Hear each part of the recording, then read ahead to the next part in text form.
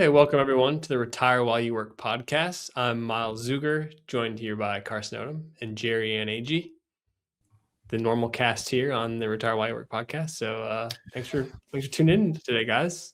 Still here, still recording despite chaos out our windows.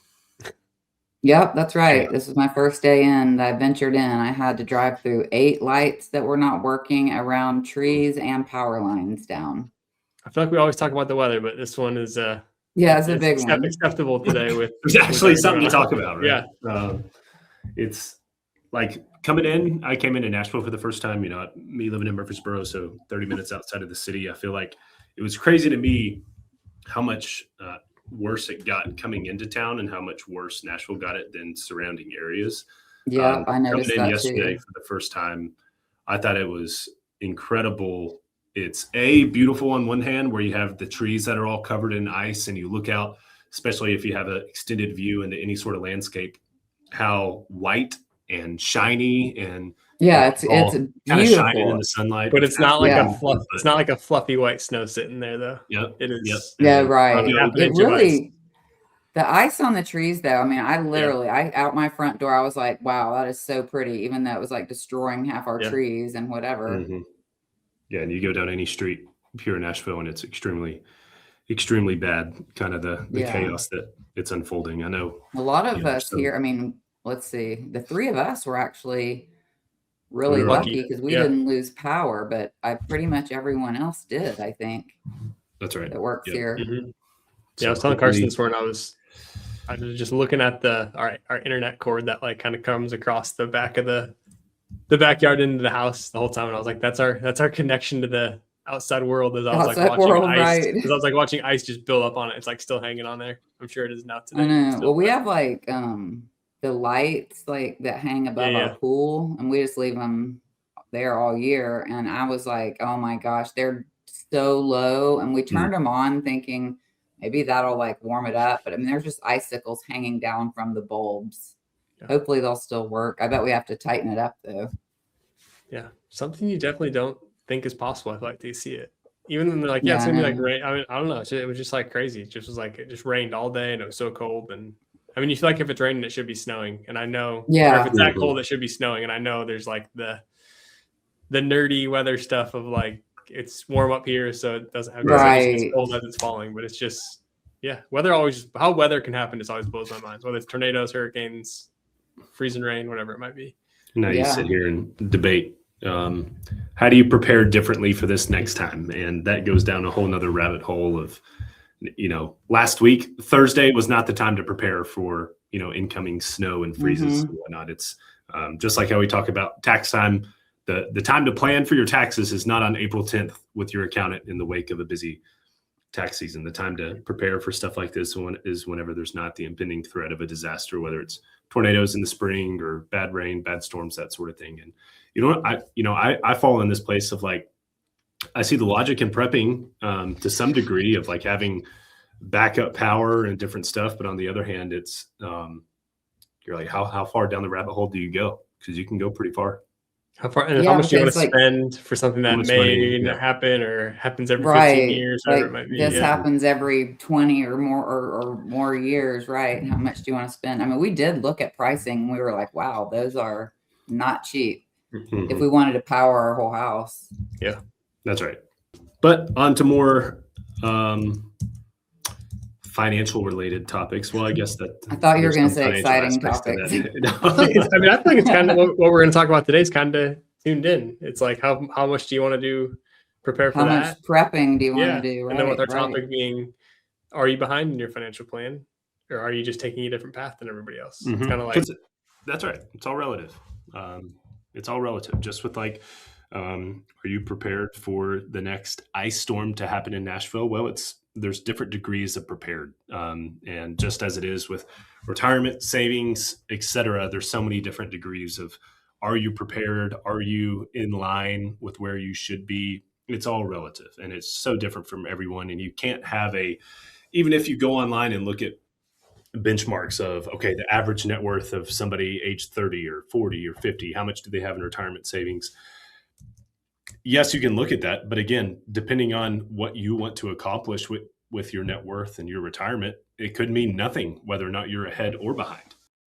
Well, it's the same thing with a lot of younger people, especially, or I mean, not even young people. I mean, of all ages, comparing themselves to their friends, keeping up with the Joneses, and they're thinking they should be at that point. Especially if you have friends where there's like a bit of an age gap, like maybe you were in your late 20s, early 30s, maybe they're like in their late 30s, early 40s. So but you're like close friends with them. So you've seen where they're at and like thinking, well, we should have that. But it's like, obviously they're also 10 years old. They've been working 10 years. And not only that, but you don't know with your friends usually how much debt do they have? Like, did they inherit money? I mean, there's so many different things that makes everyone's case different. Yeah.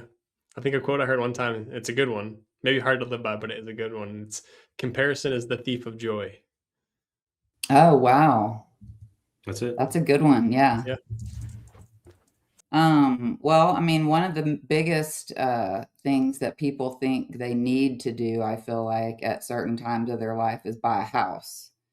So that's like one of the first things I think that's also so personal, and depending on where you are in life and your finances. And a lot of people think, well, so-and-so has bought a house 2 years ago. We should be in a house by now because we're 30 or something like that. And I think people really felt that when interest rates were low and it was cheaper to buy than rent, and people were like, oh, we're just throwing away money. And I think now it's back to kind of normal times where interest rates are higher. It's actually cheaper for you to rent than it is to buy, and especially when you factor all the cost. And so maybe that's a little bit easier for people to stomach, but I don't think there's I think the right time to buy a house is one, if you ever even want to buy a house. I think some people are just okay renting. And when you have storms like we're having here, I think it seems like reasonable for that to be your case, because you're like, well, then you have to deal with anything. It's the landlord's issue to deal with any major problems that go wrong. And realize too, just the overall housing economy, especially here in Nashville, has changed dramatically over the last few years, especially. So you could have someone that just got into the housing market and bought their first house in 2019, right before everything just got crazy and unaffordable around Nashville. And I was looking up a chart real quick because I know it's been dramatic over the last few years, but the median age, so your average age, kind of the average age of all home buyers. So this takes repeat home buyers, not just first-time home buyers. But like in the country? In the country, that's it. Okay. Of all U.S. home buyers back in 2008, 2009, and even for the couple of decades prior to that, was in the mid-30s to late 30s. Now, in 2025, the median home buyer age was 59. So you have a 20-year increase of people, buying a home, and it's just because the younger generation, it's completely unaffordable to buy a home. So just on that note specifically on, are you behind, and how do you compare yourself to buying a home and whether or not you're on track? Again, renting, I feel like, has a negative connotation sometimes associated with it, and there's not a negative connotation. There's not one. Like, it's, especially if you're moving to a new place, I think it's honestly wise to rent. Oh yeah. The first year that you're there. Find out what neighborhood, where you want to live, what area you want to live, that sort of thing.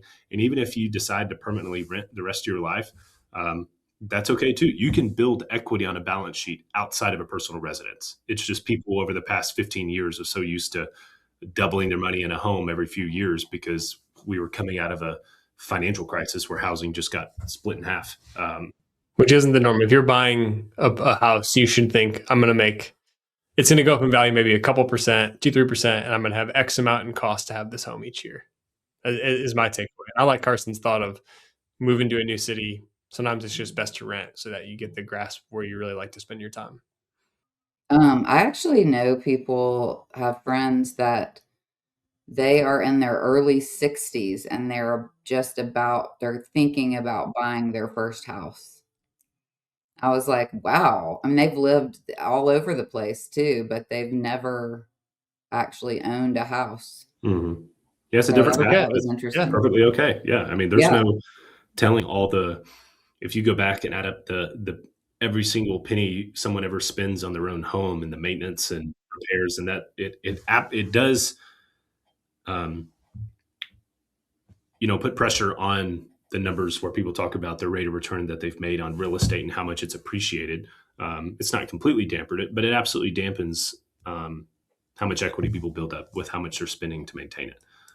Yeah, I mean, people that really are like, I gotta buy a house, I gotta buy a house, I gotta buy a house, like just slow down. Maybe now is not the right time with, and especially if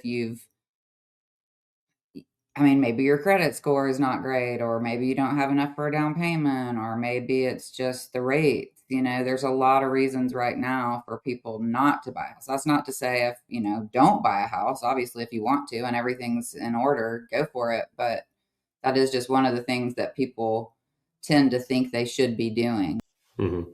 And I think with all these situations is people will always appear to be more well off than what they actually are. And that's, like you said, Myles, I think that it might have been made famous by Teddy Roosevelt, but comparison is the thief of joy. I mean, keeping up with the Joneses. Well, that was an original. That was an original from me, not Teddy Roosevelt. Okay. Yeah. Teddy Roosevelt, in quote. Dash Miles Bigger. Yeah. I think, we all do this. We all have a comparison. I think it's everything, ingrained in humans to want to compare yourself to the progress of others. But if you can turn around, reflect on just yourself and your financial situation, where you've been, where you've come from, the progress that you've made, where you at, I think that's the greatest way to motivate yourself and work with somebody like us to put your goals out there and try to figure out, okay, here's where I'm at. Here's what I want to be. Put your head down. Nobody else's financial situation matters. It can be that way with debt too. We talked about real estate. You're looking at yourself in debt. A lot of people around the world, especially in the US, are riddled with consumer debt, student loans, auto loans, you name it. Whether or not somebody else is, that doesn't matter. Look at yourself in your personal debt situation. If you want to get out of it, put your head down and work hard and get the heck out of it. I mean, start paying off some credit cards and start throwing some money there. And the debt payoff is one of the next ones on our list to talk about. And I think,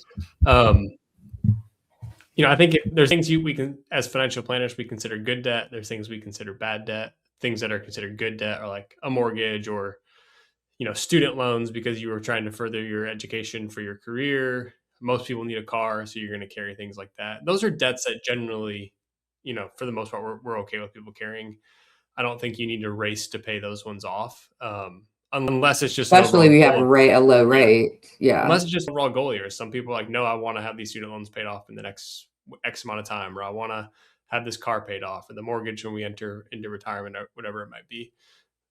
I get that. That's just kind of general planning what's best for you. But I think when it comes to like credit card debt, other maybe more short-term type debts, I don't even know that there's as much of a comparison thing against other people. I think just from a good financial planning perspective, those are ones that you should make a priority in your financial plan to pay off sooner than later, so that you're not especially now with the 20%. Yeah, so you're not carrying a 20% credit card for 10 plus years. Yeah, right. And only paying the minimum, and you're never going to get it paid off, right? Yeah. So you're saying the Chipotle that I'm paying the minimum payment on my credit card is not a wise choice for my long-term financial plan. Financing dinner. Mm-hmm. Which is, I mean, it's dangerous because that's how, these short-term payment providers, Affirm or Klarna or whatever they are. Yeah. It's Afterpay, just, instead of Afterpay, all that sort of stuff where it's, you want a piece of clothing, it's $250. Why pay $250 when you can just pay 10 months, $25 a month, and you can have it now? It's all, we've talked about this before. It's delayed. Yeah. Right. You do that for 10 items. You're now paying $250 for 10 items. It all works out the same.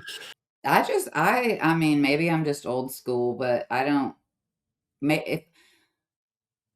will more than likely put it on a credit card and think I've got to next month I got to watch it because I spent this much on that. I'm not about to like spread those payments out where every single month I have to figure out, to pay that. So, I mean, sometimes if we buy something, I will even just like go as soon as it's past the pending stage, just pay it off so that it's like, so do I, yeah, off the card and the money's out of my checking account, so that I'm not like playing the game of like, all right, that's due in a month. Now I have this month. Yeah, I just like I'm paying cash, but I want the perks of some of the credit card. Yeah, I actually pay my credit off twice a month on like the middle of the month and the end of the month, just because I don't want to be like looking at it at the first of the month and some big.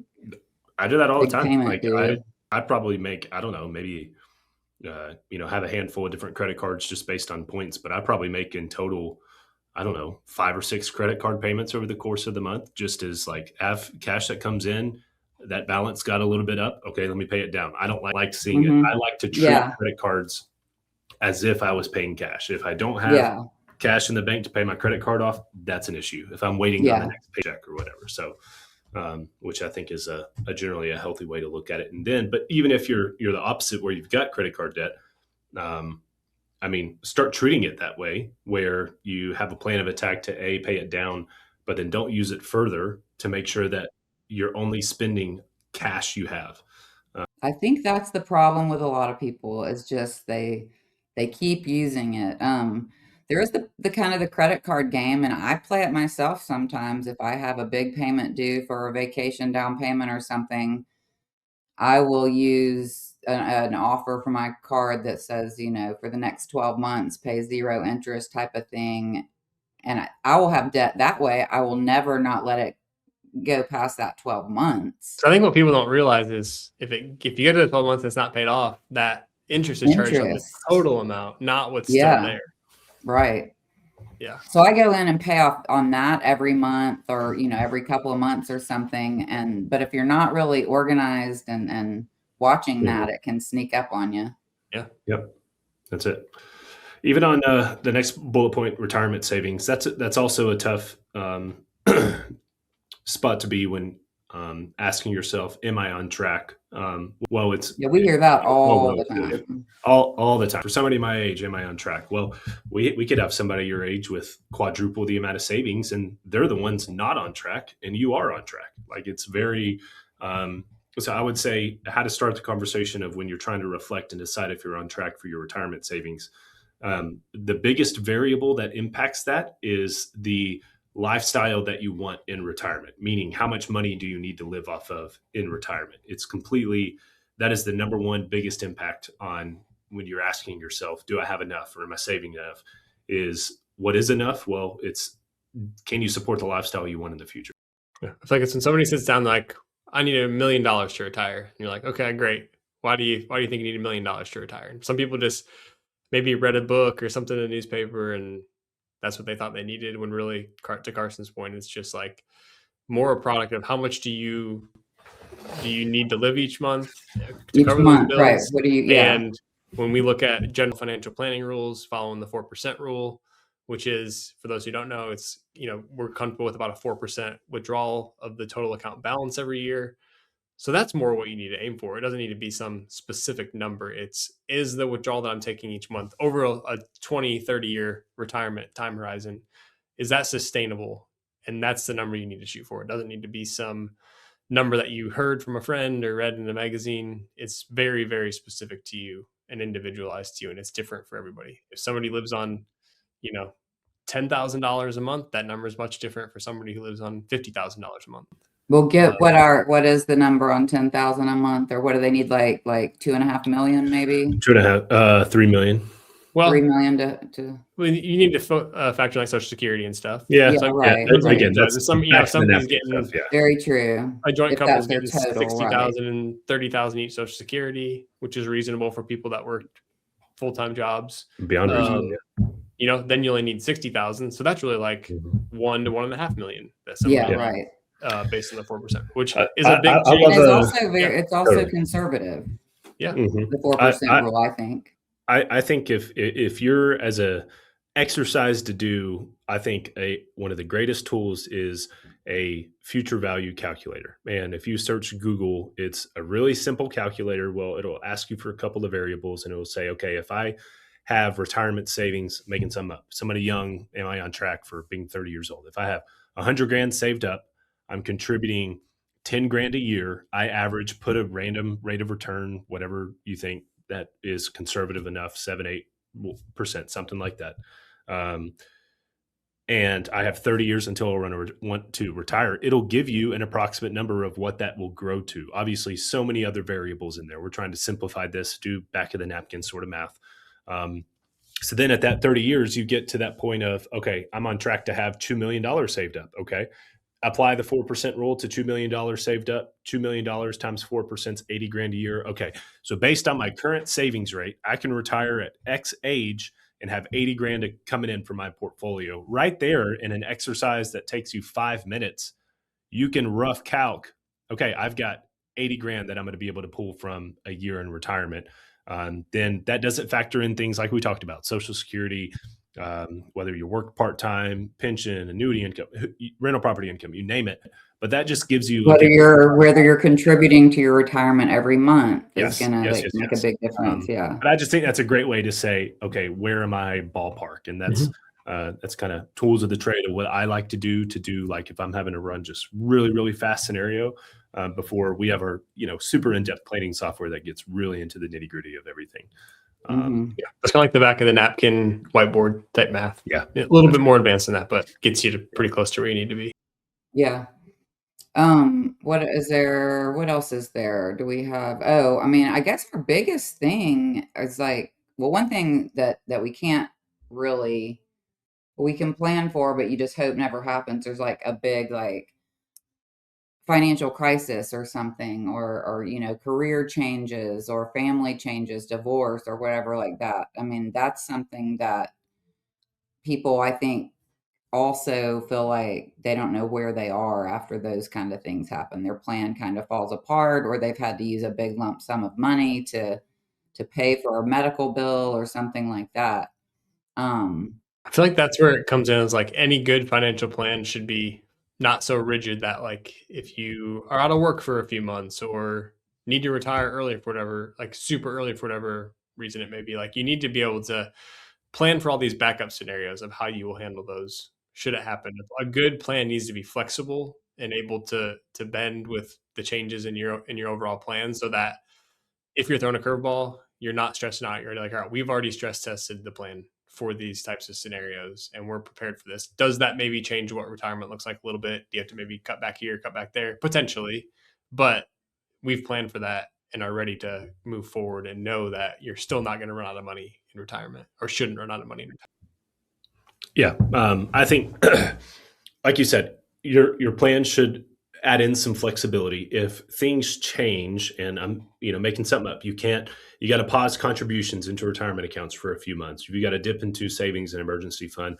Honestly, expect that. That's going to happen. There is so many financial plans where we develop something and life doesn't go perfectly as planned. Well, that's life. I mean, expect life to not go perfectly to plan. So if you're worried about making contributions or not having to pause for a year because there's a major family change, whatever, perfectly okay. What matters is that you're taking care of things that are more important, which is family, whatever the dynamic is that's going on. You lost a job, you name it.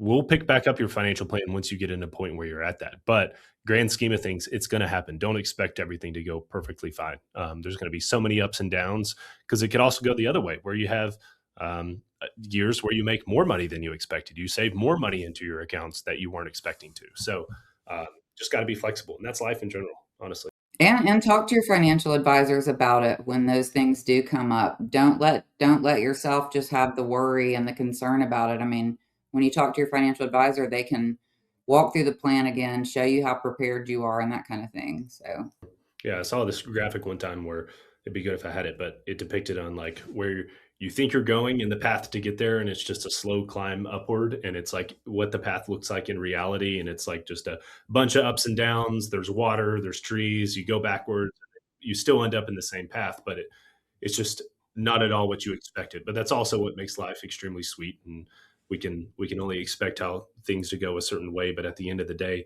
it's going to be better than we can imagine, and there's going to be fallbacks, 2 steps backward, but just so that you can go 10 steps forward. So expect for things to not go perfectly as planned. Yeah, that's good. As we look at wrapping here, if there's any type of advice you guys would give to somebody, what's if somebody's coming to you hey, I feel behind in my financial plan, what's one actionable tip you'd give them to say, do this month just to get started? I mean, for me, I think it would literally be going down into your expenses. What are you spending each month now?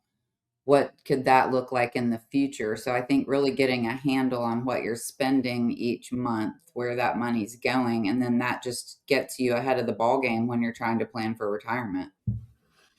That's good. I love the idea of tracking expenses. Or, if you're coming from, if this is somebody who's not used to saving, you haven't ever saved before, challenge yourself to pick a number, put $250 in your savings account this month. Like, do something, and or choose this week. Say, instead of spending money on X, Y, and Z, I'm going to practice delayed gratification, and instead I'm going to put that $50 I was going to spend in my savings account. And just, any person, there's always a first step. There's any person who runs a marathon or whatever, everyone has a step one. So I think it's great just to do one, make it actionable, make it something that you can attain easily, just to get the ball rolling. Yep, that's good. I think mine would be just to take stock or like take account of everything you do have. And that comes to mind because Jeri and I met with a potential new client this morning, and they had several old 401ks from previous jobs that they had never combined. They were all just still at the old employer. And so I think sometimes when everything is scattered like that, you maybe feel so disorganized that you're like, we're just off track. We don't know what's going on. But if you can just take it, get it all consolidated in one place, or as much as you can, so that maybe you just have like your bank account, a couple retirement accounts with your advisor, and then maybe like your 401k, your current job. I think all that, consolidating that down, just helps to make you feel a little bit more organized. So that would be, and it helps you when you can add to that without being like, where should I put money? Yep. You can add, it makes it easier. So yeah, those are good. Yeah, I like that. Well, thanks for joining us on the Retire While You Work podcast this week. And we'll be back next week with some more practical financial planning tips. Thank you. Thanks.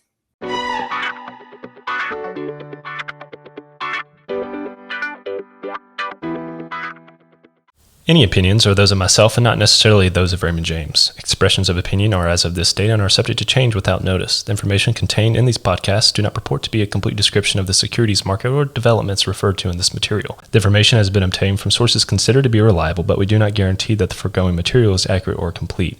Every investor's situation is unique, and you should consider your investment goals, risk tolerance, and time horizon before making any investment.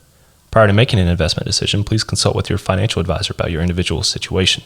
Any hypothetical examples are for illustration purposes only. Actual investor results will vary. Raymond James does not provide legal or tax services. Please discuss these matters with the appropriate professional.